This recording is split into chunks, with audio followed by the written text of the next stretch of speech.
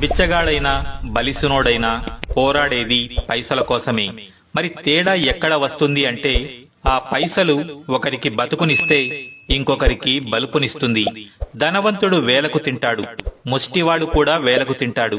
తేడా ఏమంటే ధనవంతుడు కోరింది తింటాడు, ముష్టివాడు వేసింది తింటాడు.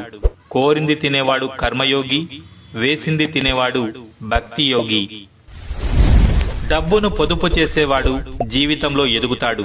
మాటను అదుపుగా వాడేవాడు సమాజంలో ఎదుగుతాడు. మాటలే కదా అని తేలిగ్గా తీసి పారేయకండి. ఎందుకంటే నోటికి ఏది వస్తే అది మాట్లాడే వాళ్లతో దూరంగా ఉండడమే మంచిది.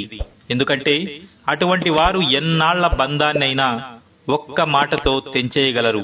మాటలే మనుషుల మధ్య దూరాన్ని దగ్గర చేయగలవు, అదే దగ్గరను దూరము చేయగలవు. మాటలే మనుషుల జీవితంలో అమృతాన్ని నింపగలవు.